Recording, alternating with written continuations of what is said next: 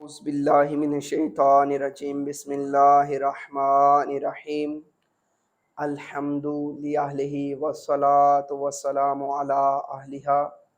اما بعد بسم اللہ الرحمن الرحیم۔ مومنین کرام، ہجرت کے 10ویں سال رسول اکرم صلی اللہ علیہ وآلہ وسلم نے نجران کے عیسائیوں کے نام ایک خط لکھا۔ اس خط میں تحریر کیا گیا کہ آپ ایک اللہ کی عبادت کریں اور مسلمان ہو جائیں۔ اگر آپ اپنے دین پر باقی رہنا چاہتے ہیں تو پھر آپ کو جزیہ ادا کرنا پڑے گا، یا تو مسلمان ہو جائیں یا پھر جزیہ ادا کریں۔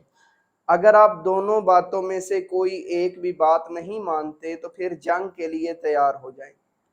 یہ خط جیسے ہی نجران کے عیسائیوں کے پاس پہنچا، وہ اپنے سب سے بڑے کلیسا میں مشاورت کے لیے جمع ہو گئے اور 2 دن مشاورت ہوتی رہی۔ اس مشاورت میں نجران کے عیسائیوں کا سب سے بڑا پیشوا ابو حارثہ بھی موجود تھا، اور اس مشاورت میں انہوں نے اپنی سابقہ کتب میں سے حضرت عیسیٰ کے بعد آنے والے نبی کی نشانیوں کا غور سے مطالعہ کیا۔ مشاورت کے بعد یہ طے ہوا کہ 70 آدمیوں پر مشتمل وفد جو ہے وہ مدینہ میں جائے گا اور جا کر وہاں پہ تحقیق کرے گا۔ آخرکار وفد جو ہے وہ مدینہ میں آ گیا اور رسول کائنات کے روبرو پیش ہوا۔ رسول کائنات نے عیسائیوں کو توحید کے بارے میں، رسالت کے بارے میں، حتیٰ کہ پورے اسلام کے بارے میں دلیلیں پیش کی، لیکن عیسائی دلیلیں ماننے پر آمادہ نہ ہوئے۔ جب عیسائیوں نے دلیلوں کو ماننے سے انکار کر دیا تو پھر خدا صلی اللہ علیہ وآلہ وسلم کے لیے ایک آیت نازل کی، فَمَنْ حَاجَّاكَ فِيهِ مِنْ بَعْدِ مَا جَاءَكَ مِنَ الْعِلْمِ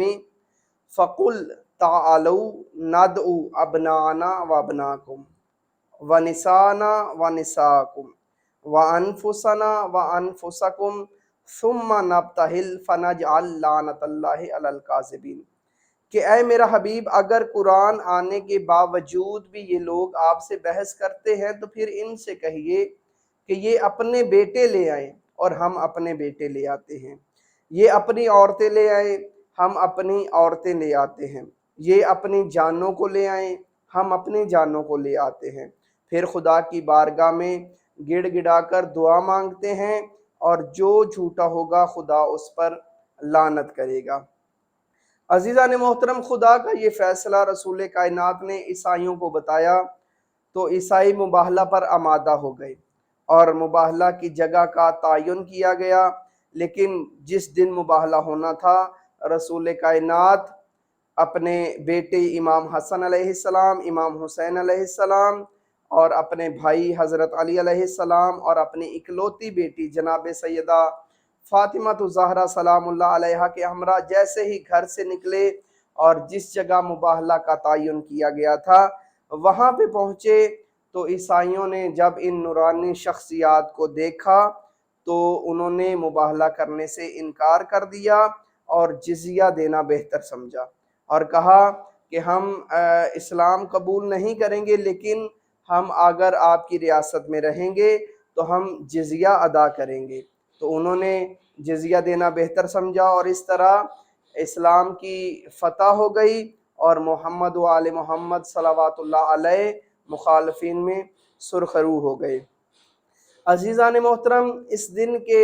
کچھ خاص اعمال ہیں۔ سب سے پہلے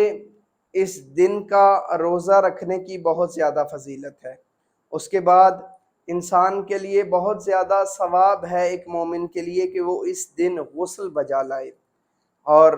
اس کے بعد عزیزان محترم زیارت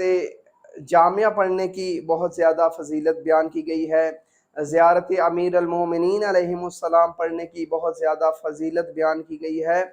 اور اس کے علاوہ عزیزان محترم